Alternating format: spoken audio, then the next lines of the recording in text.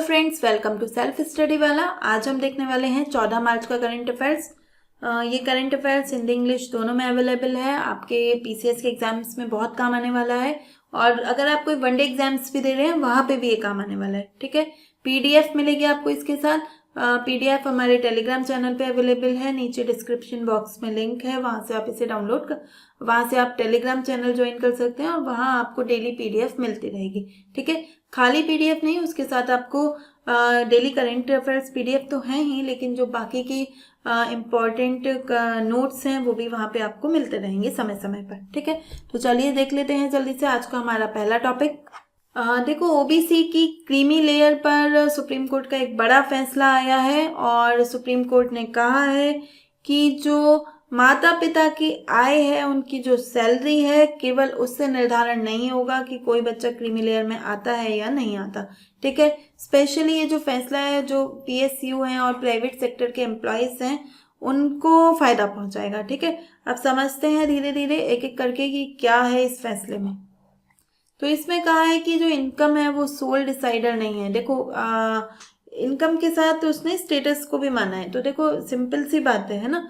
मान लीजिए कि कोई एक डीएम है ना, उसकी सैलरी करीब 1.25 लाख रुपए है। ठीक है, तो इतनी सैलरी है और एक प्राइवेट सेक्टर का एम्प्लॉय है, उसकी भी सेम सैलरी है। लेकिन जो प्राइवेट सेक्टर का एम्प्लॉय है उसका स्टेटस डीएम के स्टेटस के इक्विवेलेंट नहीं है ना। तो खाली सैलरी इक्वल होने से स्टेटस डिसाइड नहीं होगा। ठीक है, तो उन्होंने बताया कि income is not a sole decider, एक अकेला एकमात्र डिसाइड नहीं करेगा। और इसने ये जो अंतर था गवर्नमेंट और पीएसयू कर्मचारियों के बीच का जो चला आ रहा था बहुत लंबे समय से, उसको खत्म किया है। उसे समझेंगे कि क्या है ये अंतर। तो देखिए, उसको पहले और डीप में जाने से पहले हमें थोड़ा क्रीमी लेयर का कॉन्सेप्ट समझ लेना चाहिए। जो लोग नए हैं उन्हें हो सकता है क्रीमी लेयर नहीं पता हो। तो देखो, ओबीसी जो है, ओबीसी के लिए सरकार जो अदर बैकवर्ड क्लासेस हैं उनको 27% आरक्षण मिलता है। लेकिन अब देखो, आरक्षण का लाभ जो है नीडी व्यक्ति को मिले तो वो ज़्यादा बेहतर है ना। तो उसके लिए सरकार और सुप्रीम कोर्ट मेनली एक कॉन्सेप्ट लाया क्रीमी लेयर का। ठीक है, कौन से जो केस में इसको लाया गया, तो इंदिरा साहनी केस था 1992 का। उसमें सुप्रीम कोर्ट ने कहा कि देखो, जो बैकवर्ड क्लासेस भी हैं उनमें कुछ लोग तो ऐसे हैं ना जो अच्छी पोस्ट पे हैं, जो अच्छा कमा रहे हैं और उन्हें आरक्षण की ज़रूरत नहीं है।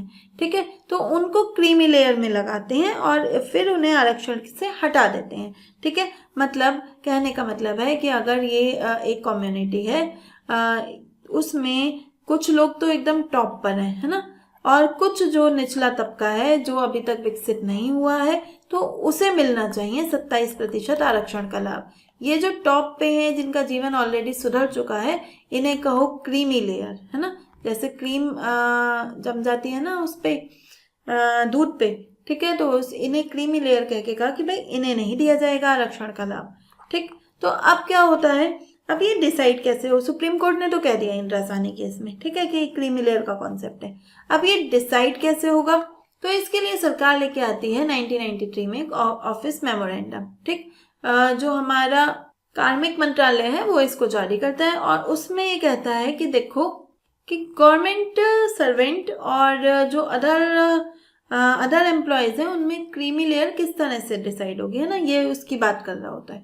तो यहाँ पे देखिए, जो गवर्नमेंट सेक्टर है उनकी क्रीमी लेयर कैसे डिसाइड होती है कि अगर कॉन्स्टिट्यूशनल पोस्ट पे है, ठीक है, जैसे प्रेसिडेंट है, वाइस प्रेसिडेंट हैं, एससी या सुप्रीम कोर्ट हाई कोर्ट के जजेस हैं, तो उनको तो उनके बच्चे क्रीमी लेयर में आएंगे और उन्हें ये लाभ नहीं मिलेगा आरक्षण का। ग्रुप 1 के एम्प्लॉयज़ हैं उनको भी ये लाभ नहीं मिलेगा। ग्रुप बी में के एम्प्लॉयज़ हैं, उसमें अगर बोथ पेरेंट्स, है ना, मतलब बच्चे के दोनों माता पिता जो ग्रुप बी में आते हैं, तो उसको भी ये लाभ नहीं मिलेगा। ठीक है, एक आता है तो मिल जाएगा। आर्म्ड फोर्सेस हैं, सशस्त्र बल हैं, तो कर्नल की जो रैंक है वहाँ तक के लोगों को तो लाभ मिलेगा, लेकिन कर्नल से ऊपर वाले रैंक के लोगों को, उनके बच्चों को आरक्षण का लाभ नहीं मिलेगा। ठीक है, तो ये बात थी। तो यहाँ पे इन्होंने कहीं सैलरी नहीं बताई ना, स्टेटस बता रहे हैं। ठीक है, अब सैलरी कुछ भी हो, ठीक, जैसे कि इसमें इनकी सैलरी ज़्यादा होगी थ्रेशोल्ड से, ठीक। दोनों माता पिता के, लेकिन फिर भी स्टेटस के आधार पर इनको क्या किया गया है, इससे बाहर कर दिया गया था, ठीक है। अब अगर हम नॉन गवर्नमेंट सेक्टर की बात करें, जो प्राइवेट एम्प्लॉयज है, उसमें तो अब ऐसा जो डिस्टिंक्शन है वो नहीं है, तो उनके लिए इनकम बेस पे रखा और कहा कि भाई वेल्थ टेस्ट होगा, इनकम टेस्ट होगा, और अगर इनकी इनकम 8 लाख रुपए है, मतलब कोई भी थ्रेशोल्ड डिसाइड होगा, ठीक है, तो अगर उस थ्रेशोल्ड से ज़्यादा है तो उनको फिर इसका लाभ नहीं मिलेगा, ठीक है। यहाँ पे एक और बात आपको ध्यान रखनी है कि इसमें था कि जो जिनमें इनकम टेस्ट होगा ना, उनमें जो इनकम है वो सैलरी वाली इनकम नहीं होगी, ठीक है। मान लीजिए किसी की सैलरी 8 लाख रुपए है, ठीक है, थोड़ी देर के लिए मान लेते हैं कि किसी की सैलरी 8 लाख रुपए है और 8 लाख ही थ्रेशोल्ड है, मतलब कि अगर आप 8 लाख या उससे ज़्यादा कमाते हैं तो क्या होगा, आप ओबीसी की क्रीमी लेयर में आएंगे और आपको आरक्षण का लाभ नहीं मिलेगा, ठीक। तो अब क्या हुआ, उस व्यक्ति की सैलरी 8 लाख रुपए थी, ठीक है, उसकी एग्रीकल्चर इनकम मान लेते हैं थोड़ी देर के लिए 4 लाख रुपए थी, और अदर सोर्स से मान लो उसने कहीं पे इन्वेस्ट कर रखा है तो उसको 3 लाख रुपए मिले, तो उन्होंने कहा कि भाई सैलरी की इनकम इसमें काउंट नहीं होगी, एग्रीकल्चर की इनकम काउंट नहीं होगी, बस अदर सोर्स वाली इनकम काउंट होगी। मतलब व्यक्ति वो जो है वो इस समय 15 लाख रुपए कमा रहा है महीने का, लेकिन सिर्फ 3 लाख रुपए ही काउंट होंगे उसकी इनकम में, तो वो तो फिर 8 लाख से कम ही है 3 लाख, तो उसको लाभ मिलेगा, ठीक है। तो ये चल रहा था, ठीक। अब क्या होता है, इस बीच में सरकार ले आती है 2004 में। अब 2004 में वो क्लैरिफिकेशन लाती है कि भाई ऐसा नहीं है, जो प्राइवेट सेक्टर है, ठीक है, और या जो पीएसयू के जो कर्मचारी हैं, उनकी सैलरी की इनकम में उनकी सैलरी जो होगी वो इनकम टैक्स में इंक्लूड होगी, ठीक है। मतलब जैसे मैंने अभी आपको बताया था कि उसकी सैलरी 8 लाख रुपए थी, ठीक है, वो उसकी इनकम में इंक्लूड नहीं हुई, लेकिन 2004 में सरकार कह रही है कि नहीं, जो पीएसयू के कर्मचारी हैं और जो प्राइवेट सेक्टर हैं उनकी सैलरी इसमें काउंट होगी, ठीक है। अब क्या होगा, डिस्क्रिमिनेशन हो गया, है ना, अंतर कर दिया तुमने सरकारी और गैर सरकारी कर्मचारियों के बीच में, ठीक, और उनको आरक्षण का लाभ नहीं मिल रहा था। 2015 तक ये चलता आ रहा था, लेकिन 2004 के बाद 15 तक क्योंकि इसे स्ट्रिक्टली लागू नहीं किया गया तो ये इतना चर्चा में नहीं आया, लेकिन 2015 के बाद जब मोदी सरकार आती है 14 में, तो क्या होता है, जो डीओपीटी है हमारा कार्मिक प्रशिक्षण विभाग, वो इसे स्ट्रिक्टली लागू करवाता है और बहुत सारे जो सिविल सर्विसेज में जो बच्चे होते हैं उनको ओबीसी से बाहर कर देता है, आरक्षण से बाहर कर देता है। तो वो बच्चे हाई कोर्ट में जाते हैं, वहाँ पे केस जीत जाते हैं, फिर डीओपीटी रिव्यू पिटिशन डालता है, तो मतलब अपील करता है सुप्रीम कोर्ट में, फिर वो सुप्रीम कोर्ट में भी अब जीत गए हैं, ठीक।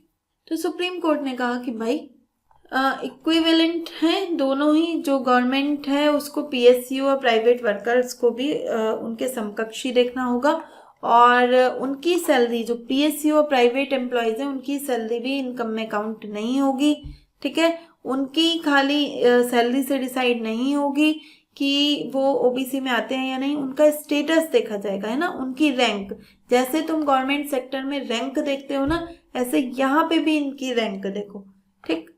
तो ये था पूरा मामला। थोड़ा बस बहुत आपको बहुत डीप में जाने की ज़रूरत नहीं है, क्योंकि इतना डीप से क्वेश्चन आता नहीं है ना, लेकिन क्योंकि बच्चों के दिमाग में हलचल रहती है कि क्या हुआ है, क्रीमी लेयर में क्या चेंज हुआ है, तो बस आपको समझना था। क्वेश्चन कहाँ से आएगा भाई, कॉन्स्टिट्यूशनल का आर्टिकल पढ़ के जाने आ सकते हैं। आर्टिकल 14 समानता का अधिकार, 15(4) आपको देता है ओबीसी में जो उन्हें शिक्षा में जो आरक्षण है ना वो 15(4) से मिलता है, नौकरियों में आरक्षण 16(4) से मिलता है, ठीक है। तो ये थोड़ा आपको ध्यान रखना है। किस रूलिंग में आया था ये क्रीमी लेयर का कॉन्सेप्ट, तो इंदिरा साहनी केस, मंडल केस भी कहते हैं इसे, ठीक है, मंडल केस नाम से भी ध्यान रखना है। क्रीमी लेयर में या वेल्थ टेक्स्ट में कौन सी इनकम इंक्लूड नहीं होती, तो एग्रीकल्चर इनकम इसमें शामिल नहीं होती, ठीक। तो इस तरह के क्वेश्चन आपके साथ आ सकते हैं। नेक्स्ट है डिफेंस फोर्स का विजन 2047 उसने रिलीज किया है कि 2047 तक जो भारत का रक्षा बल है ना, वो कैसे तैयार होगा, है ना। तो उसके लिए डिफेंस मिनिस्टर राजनाथ सिंह ने ये विज़न को प्रस्तुत किया। किसने बनाया है इसे?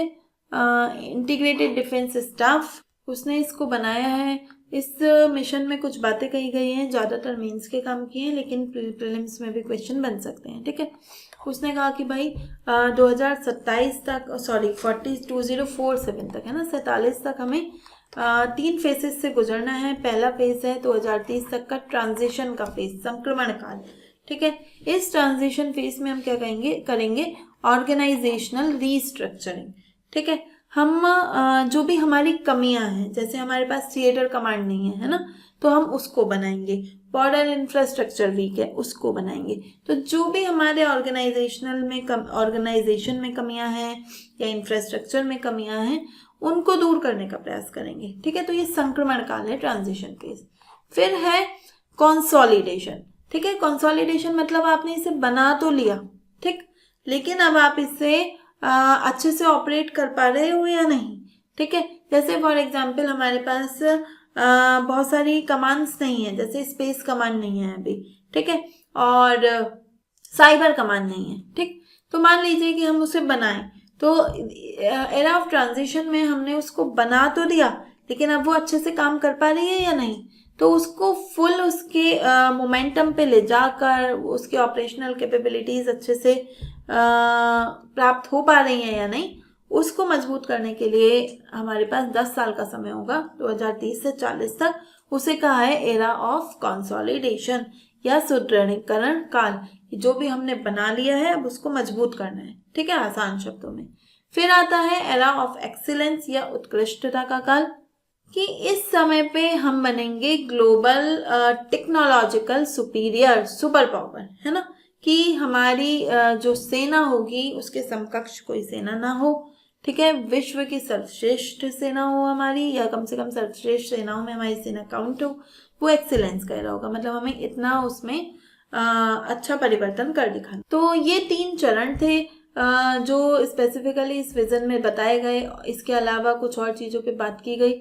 उन्होंने कहा कि भाई अब ये जो नया 21वीं सदी है, युद्धों की सदी है ना, 3 युद्ध लड़े जा रहे हैं, तो ऐसे में, और इवन भारत के समक्ष भी जो 2 फ्रंट वॉर है ना, पाकिस्तान और चाइना की तरफ से जो हमारी चुनौतियां हैं, उसके समय पे हमें कुछ नई एंटिटीज बनानी होगी, जैसे ड्रोन फोर्स। हमने देखा है जो शाहिद ड्रोन है ईरान का, है ना, उसने अकेले एक छोटे से ड्रोन ने ही अमेरिका के नाक में दम कर रखा है। तो ऐसे ही एक ड्रोन फोर्स भारत में भी होनी चाहिए। ठीक है, एक डेटा फोर्स होनी चाहिए। आज का जो हमारा मेन जो वॉर है, वो डेटा पे डिपेंड करेगा, है ना, कि कौन किस डेटा को कितने अच्छे से एनालाइज कर पाता है। ठीक है, फिर है एक डिफेंस जियो स्पेशियल एजेंसी भी होनी चाहिए, भूस्थानिक एजेंसियां, ठीक, जो ठीक से लोकेशन वगैरह बता पाए। फिर इसके अलावा नई कमान होनी चाहिए, जैसे स्पेस कमान नहीं है पे, हमें किसी देश के सैटेलाइट्स खत्म करने हो, ठीक है, तो वो कौन करेगा, तो उसके लिए स्पेस कमान की जरूरत है। साइबर कमान होनी चाहिए, जो हमारे साइबर हमलों को रोकने में सक्षम हो। ठीक है, आज का युद्ध क्यूबिकल वॉरफेयर है ना, एक छोटे से कमरे में बैठ के आप पूरे देश को अस्त व्यस्त कर सकते हो। ठीक, जैसे मुंबई में हुआ था, पावर ग्रिड पे अटैक हो गया था। अभी कुछ समय पहले नई दिल्ली में एम्स पे अटैक हो गया था, है ना, साइबर अटैक। पूरा सिस्टम बंद हो गया 10-15 दिन के लिए। ठीक, तो ऐसे में हम एक छोटे से कमरे में एक अपने लैपटॉप के साथ पूरे के पूरे सिस्टम को, पूरी गवर्नमेंट को एक चुनौती प्रस्तुत कर सकते हैं। ठीक, तो उस चुनौती से लड़ने के लिए साइबर कमान होनी जरूरी है। फिर आता है कॉग्निटिव वॉरफेयर। कॉग्निटिव वॉरफेयर क्या है? ये जो भ्रामक सूचनाएं फैलाई जानी है, मिस इन्फॉर्मेशन, डिस इन्फॉर्मेशन।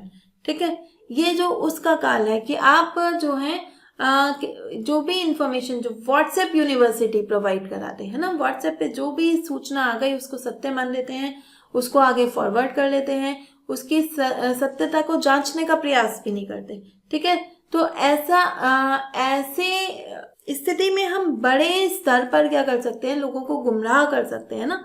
जो जो जो हमारे दुश्मन हैं वो लोग हमारे जनता के साथ ऐसा कर सकते हैं, उन्हें मिस इन्फॉर्मेशन डिसइन्फॉर्मेशन देके गुमराह कर सकते हैं। तो उसको रोकने के लिए, उससे डील करने के लिए कॉग्निटिव वॉरफेयर होना जरूरी है, एक कार्यबल उसके लिए भी होना जरूरी है। इसके अलावा एक मिशन सुदर्शन चक्र की चर्चा की गई है, जो हमारी एयर डिफेंस शील्ड है ना, कि अगर एयर की साइड से कोई अटैक होते हैं तो उनको रोक पाने में सक्षम हो, उसके लिए मिशन सुदर्शन, हमने अभी कुछ समय पहले बात भी की थी। फिर है कुछ और बातें कही हैं इन्होंने, ज्वाइंटनेस और इंटीग्रेशन। ज्वाइंटनेस क्या होता है, देखो अभी क्या है कि 3 अलग अलग कमांड्स काम कर रही हैं, है ना, आर्मी अलग काम कर रही है, नेवी अलग, एयरफोर्स अलग, ठीक है। लेकिन जब युद्ध की स्थिति होगी ना, तो अगर तीनों साथ मिलकर काम कर पाए ज्वाइंटनेस और इंटीग्रेशन में, तो वो अधिक प्रभावी रहेगा। तो जो कारगिल वॉर हुआ था ना, कारगिल वॉर के बाद जो कारगिल रिव्यू समिति बनी थी, उसने सजेस्ट किया था कि भाई इंटीग्रेटेड थिएटर कमांड बनाओ। थिएटर कमांड क्या होती है, जिसमें तीनों सेनाएं साथ में मिलकर ऑपरेट कर रही होती हैं, ठीक है। क्योंकि तीनों साथ में मिलकर ऑपरेट करेंगी तो ही तो पता लगा पाएंगी कि किस समय पे दुश्मन पे हवाई हमला करना है, किस समय पे जो है नौसैनिक हमला करना है, ठीक है। तो ऐसे जब तीनों साथ मिलकर काम करें तो उसे हम कहते हैं थिएटर कमांड, ठीक। और किसकी बात की गई है, सेल्फ रिलायंस की, आत्मनिर्भरता की, कि भाई हम विदेशी हथियारों पे निर्भर नहीं रह सकते, ठीक है। अभी आपने देखा कि ऊर्जा सिक्योरिटी में हम दूसरे देशों पे निर्भर हैं, तो मात्र 15 दिन की लड़ाई में ही जो भारत है, भारत में एलपीजी के लिए एक हाहाकार मचा हुआ है ना। तो ऐसे ही हम हो सकता है कि जो देश हैं, दूसरे देश हैं, वो हमें ज़रूरत के समय पे हथियार देने से मना कर दें। भारत ने ऐसा पहले देखा हुआ है, अमेरिका ने ऐसा किया था, ठीक है। तो आत्मनिर्भरता हमें बढ़ानी है। डिसीजन सुपीरियोरिटी की बात की है, ठीक। मतलब हमें अब खाली इंफॉर्मेशन नहीं चाहिए, है ना। डिसीजन सुपीरियोरिटी मतलब अब हमें ऐसा निर्णय लेना है जो बहुत ही जनता के लिए बहुत ही श्रेष्ठ हो, है ना। तो उसमें हम एआई का यूज़ करेंगे, एनालिटिक्स का यूज़ करेंगे, डेटा एनालिसिस करेंगे, ठीक है। अपनी स्वायत्त प्रणालियां बनाएंगे, जो भी हो सकता है ना, हाइपरसोनिक मिसाइल्स हथियारों को यूज़ करेंगे, जो भी। बस अब हमें खाली सूचना नहीं प्राप्त करनी, बल्कि उसके आगे जाकर अब निर्णय लेने हैं, और निर्णय भी ऐसे लेने हैं जो हमारी देश की जनता के लिए एक अच्छे निर्णय साबित हों, श्रेष्ठ निर्णय साबित हों, ठीक है। फिर आता है ह्यूमन रिसोर्स की रिफॉर्म की बात की गई है, मतलब जो सैन्य बल है हमारा, है ना। अभी तक तो बस हम सेना और उसकी बात कर रहे थे, उसके हथियारों की, लेकिन जो सैन्य बल है उसके पर कार्य किया जाएगा, उसको मजबूत बनाया जाएगा। और इसके लिए अग्निपथ स्कीम और इंडियन डिफेंस यूनिवर्सिटी स्थापित करने की बात की गई है, ठीक। क्वेश्चन क्या आ सकता है कि जो डिफेंस फोर्सेस विजन है 2047 का, उसको किसने रिलीज किया है, तो उसको डिफेंस मिनिस्टर, है ना, रक्षा मंत्री ने रिलीज किया है। उसमें क्या क्या तरह की फोर्सेस बनाने की बात की है, तो डिफेंस ड्रोन फोर्स है, डेटा फोर्स है, जियो स्पेशल एजेंसी, है ना। तो ये तीनों है, तो आंसर बनेगा हमारा 1, 2, 3। नेक्स्ट है इंटीग्रेटेड थिएटर कमांड का कॉन्सेप्ट क्या है, तो ज्वाइंट ट्रेनिंग एक्सरसाइज है, नहीं, यूनिफाइड कमांड है ना, एयरफोर्स, नेवी और आर्मी की, तो ये सही होगा। नेक्स्ट है कि जो कॉग्निटिव वॉरफेयर एक्शन फोर्स है ना, वो क्या करेगी, तो आपको बताया कि भ्रामक सूचनाएं जो है ना, उनसे लड़ेगी, तो काउंटर मिस इन्फॉर्मेशन डिसइन्फॉर्मेशन, ठीक। एक है अगली एक्सरसाइज है जो चर्चा में थी, नेक्स्ट टॉपिक है हमारा कोल्ड रिस्पॉन्स, ठीक। मिलिट्री एक्सरसाइज है, कोल्ड रिस्पॉन्स चर्चा में है। किसकी एक्सरसाइज है, नाटो की एक्सरसाइज है। नाटो के देश मिलकर अभ्यास करते हैं, नॉर्वे में हो रही है, नॉर्वे इसको आयोजित करता है, मेजबानी करता है, और उसके नाम में है कोल्ड रिस्पॉन्स, ठीक है। मतलब कि जो नॉर्डिक कंट्रीज है, मतलब जो ऊपर ठंडे इलाके हैं, है ना, वहां पे अगर अटैक हो जाता है, वहां पे अगर युद्ध की स्थिति बनती है, तो सारे देश मिलकर कैसे ऐसी हार्श कंडीशंस में, ऐसे ठंडे इलाकों में अपने को बचा पाएंगे, है ना। तो वो टेस्ट करते हैं कि उनकी डिफेंस की एबिलिटी कितनी है इतने हार्श रीजन में, सब जीरो टेम्परेचर पर। और हर 2 साल में ये आयोजित होती है, नदर्न नॉर्वे में आयोजित होती है, आर्कटिक सर्कल पर नदर्न नॉर्वे स्थित है, अभी मैप में देखेंगे, ठीक है।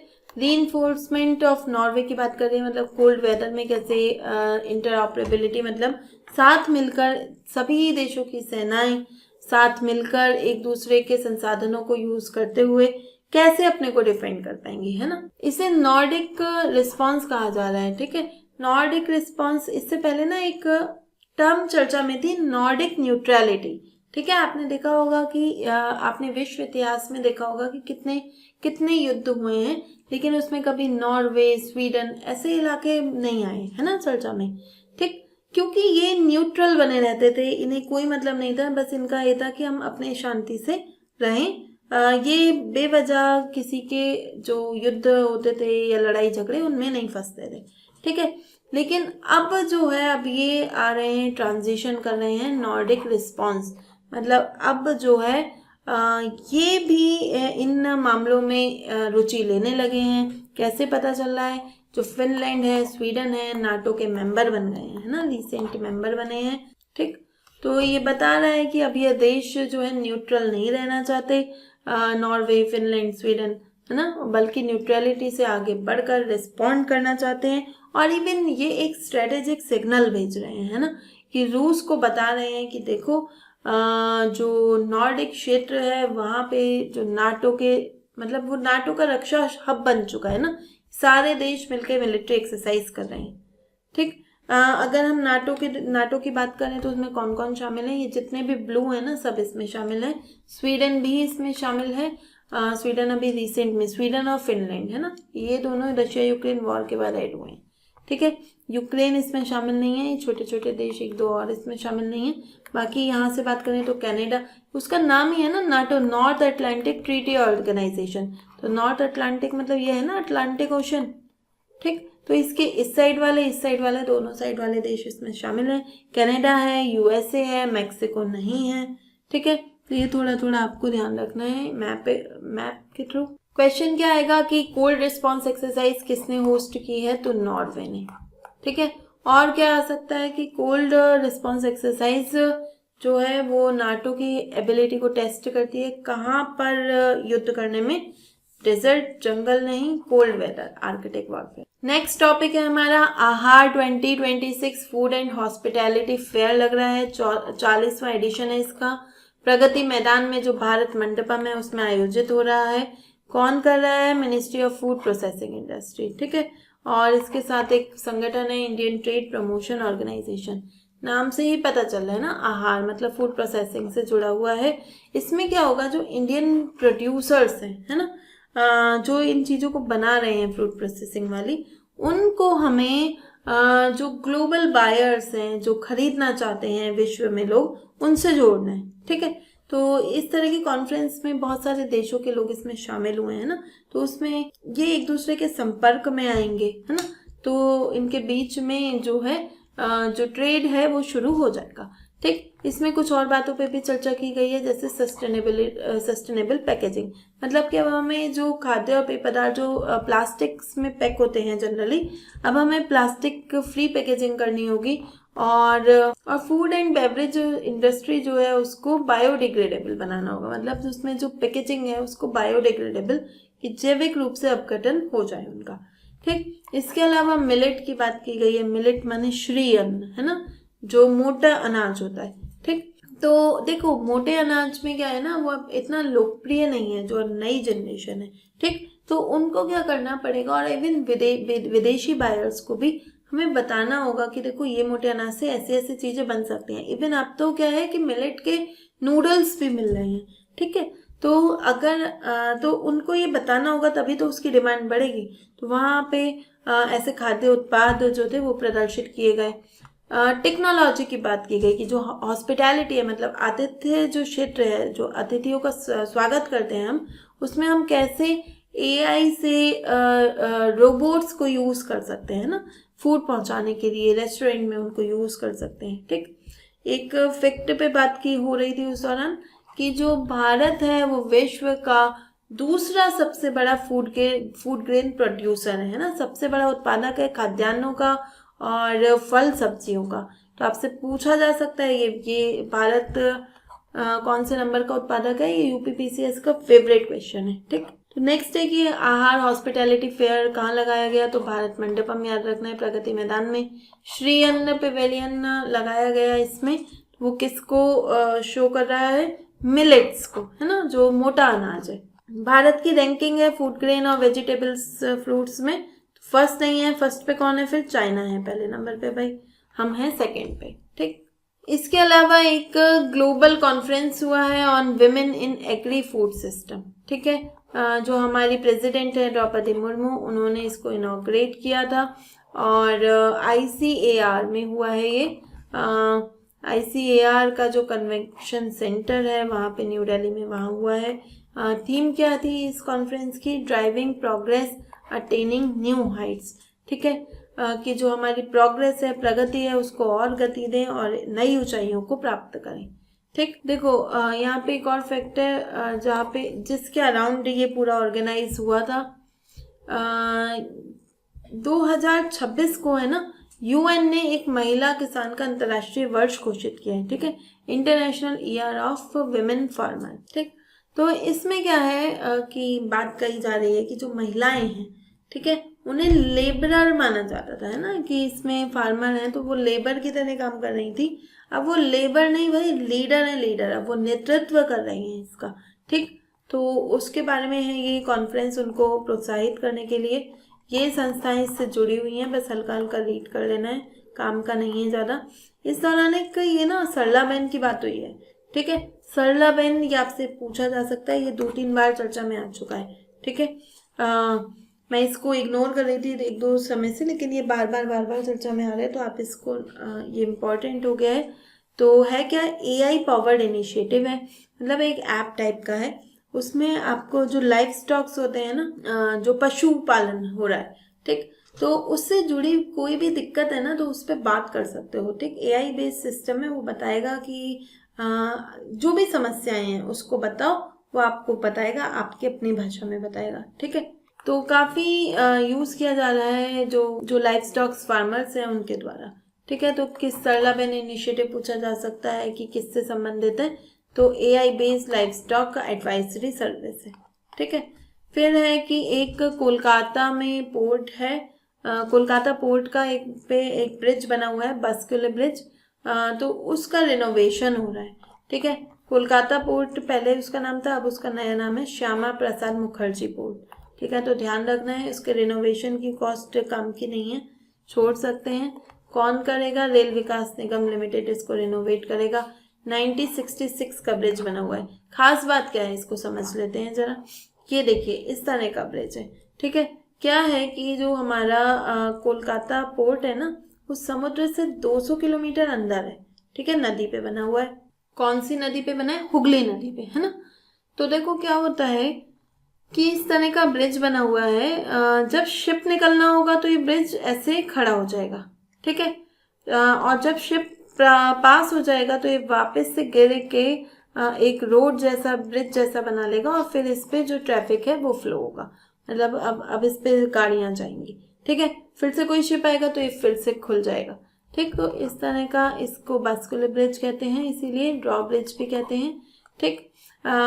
एक स्पेनिंग लीफ पे घूमता रहता है और नौकाओं को गुजरने के लिए फिर स्थान देता है, ठीक।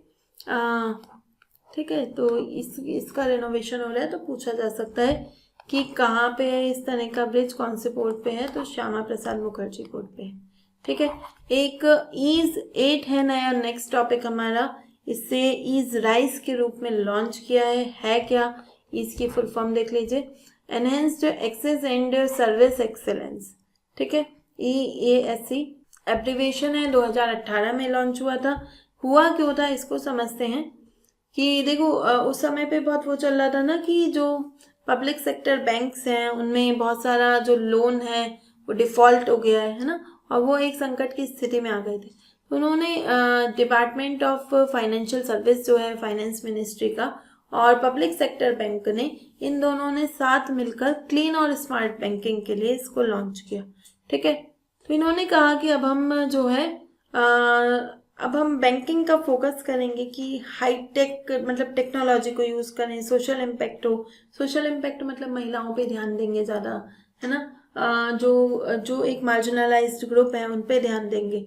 ठीक, तो ऋण वसूली से ज़्यादा, मतलब अभी तक तो ये था ना कि कौन ऋण लौटा सकता है, पहले अब उस पे ध्यान था। बोले अब ये नहीं, अब हमारा मेन ध्यान होगा जो सोशल इम्पेक्ट है, हाईटेक एक्सीलेंस, मतलब कि टेक्नोलॉजी में निवेश हो रहा है या नहीं, तो उसके लिए इसको यूज़ किया गया, मतलब इसको स्टार्ट किया गया। तो अब 8 साल हो गए हैं, तो इसका 8.0 वर्जन फिर से लॉन्च हुआ है। उसमें इन्होंने राइज नाम दिया है इसको। राइज ये भी एक एब्रिविएशन है। R for risk and resilience, E for innovation, S for socio economic impact और ई फॉर एक्सेलेंस। मतलब अब जो बैंक हैं वो देखेंगे कि रिस्क तो नहीं है, अगर रिस्क होगा तो फिर वो उस क्षेत्र में कदम नहीं उठाएंगे, वो ऐसे कदम उठाएंगे जिससे इनोवेशन को बढ़ावा मिले, सोशियो इकोनॉमिक इम्पैक्ट हो, और कुल मिला के बैंकों की जो एक्सेलेंस है, गुणवत्ता है, उत्कृष्टता है, वो आगे बढ़े। ठीक है, तो ईज रिफॉर्म्स का जो मेन उद्देश्य है वो कोऑपरेटिव बैंक नहीं, पब्लिक सेक्टर बैंक को इम्प्रूव। किस मिनिस्ट्री के साथ मिलकर इसे इम्प्लीमेंट किया जा रहा है, तो मिनिस्ट्री ऑफ फाइनेंस। नेक्स्ट है एक और फिश देखी गई है मैक्सिको में। ठीक है, और उसके बाद से मैक्सिको के लोगों में ना चिंता आ गई है। तो पहले देखते हैं कि मैक्सिको के कैबो सैन लुकास बीच है, वहाँ पे इसको 2 और फिश देखी गई थी। इसको ना डूम्सडे फिश कहा जाता है। डूम्सडे मतलब कि ऐसा जापान में ऐसा मानना है कि ये जो फिश है ना, ये किसी अपशगुन से जुड़ी है। ठीक है, क्या हुआ कि इससे पहले 2011 में दिखी थी, तब अर्थक्वेक आ गया था और बहुत हानि हुई। ठीक है, तो ये जब भी दिख जाती है ना लोगों को, तो कुछ ना कुछ नुकसान करके जाती है। हालांकि साइंस से ऐसा कोई रिलेशन इसका नहीं मानता। ठीक है, वो बाई चांस की बात है कि वो दिखी और ऐसा कुछ हुआ है ना। तो है क्या, 9 मीटर लंबी ऐसी ऐसी फिश है। मैं आपको दिखाती हूँ, ये देखिए, आपको दिख रही है ना ये फिश, तो करीब लंबी फिश होती है। ठीक है, सिल्वर लाइनिंग होती है, मतलब सिल्वर की तरह चमक रही होती है, और लॉन्गेस्ट बोनी फिश है, मतलब इसमें अस्थियां पाई जाती हैं, मतलब विश्व की सबसे लंबी अस्थियों वाली फिश है। ठीक ठीक, रहती कहाँ है, अब पानी में रहती है तो दिखती क्यों नहीं, क्योंकि बहुत डीप वाटर में रहती है ना, जहाँ पे सनलाइट नहीं होती, तो वहाँ रहती है, तो ऊपर आने का सवाल नहीं उठता। कभी भटकते हुए आ गई तो आ गई, जैसे इस बार आई है। तो 2 फिशेस यहाँ पे देखी गई थी, तो वहाँ जो लोग थे उन्होंने एक को तो वापस समुद्र में पहुंचा दिया, लेकिन जो दूसरी थी उसकी मृत्यु हो गई। तो मेनली तो हमारे लिए और फिश काम की है कि और फिश मेक्सिको में दिखी थी। क्या है, फास्टेस्ट मरीन फिश है नहीं, लॉन्गेस्ट बोनी फिश है ना, तो ये ध्यान रखना है। कैसे दिखती है, रिबन लाइक है, हाँ रिबन की तरह थी, सिल्वर कलर है, और एक लाल रंग की कलगी क्रेस्ट टाइप का होता है उसके माथे पर, तो वो भी है। तो ये 1 2 3 इसका आंसर। एक स्टेनोथोलाउरी देखा गया है इंडियन वाटर में। ठीक है, कौन है ये, मरीन एम्फीपॉड है, तो मरीन एम्फीपॉड है ये। और भारत में ऐसा पहली बार हुआ है ना, भारत में जो रिसर्चर्स हैं केरला यूनिवर्सिटी के, उनके अनुसार ऐसा पहली बार हुआ है, क्योंकि ये ऑस्ट्रेलिया में पाया जाता है, मेनली ऑस्ट्रेलिया में दिखता है। ठीक, तो केरल के विझिंजम तट पे इसको देखा गया। क्या होते हैं एम्फीपॉड, छोटे छोटे से ना श्रिम्प जैसे क्रिस्टेशियंस होते हैं, मतलब झींगा मछली जैसे जीव होते हैं, और उसमें कोई ऐसा हार्ड शेल नहीं होता। ठीक, बहुत छोटा सा माइक्रोस्कोपिक ऑर्गेनिज्म है। यहाँ पे मैं दिखाती हूँ, ये देखिए इस तरह का दिखता है। इन्हें वैक्यूम क्लीनर कहा जाता है, क्योंकि ये जो ऑर्गेनिक डेब्री होता है ना, जो जैसे जो जैविक अवशेष होते हैं उनको खा जाते हैं और पानी को साफ करते रहते हैं। ठीक है, और जल की गुणवत्ता के लिए बहुत संवेदनशील है, इंडिकेटर स्पीशीज है। ठीक, बायो इंडिकेटर्स हैं, अगर हैं तो कोस्टल अच्छी, मतलब कोस्टल हेल्थ अच्छी है, अगर ये नहीं है पानी में तो मतलब जल की गुणवत्ता अच्छी नहीं है। ठीक है, जनरली ऑस्ट्रेलिया के न्यू साउथ वेल्स में पाए जाते हैं, पहली बार भारत में देखे गए हैं, तो पूछा जा सकता है। ओके, क्वेश्चन क्या पूछा जा सकता है कि स्टेनोथोलाउरी अभी चर्चा में था, तो वो क्या है ना, तो एम्फीपॉड, सॉरी, तो हमारा ये आज का लेक्चर यहाँ पे समाप्त होता है। तो कुछ टॉपिक्स बहुत इम्पोर्टेंट थे इसमें और वहाँ से क्वेश्चन आने के चांसेस काफ़ी हैं, ठीक है। तो इन्हें पढ़ लीजिए, जो हमारा टेलीग्राम चैनल है वहाँ से इसको डाउनलोड करिए, इसकी PDF को। मिलते हैं नेक्स्ट क्लास में। Thank you.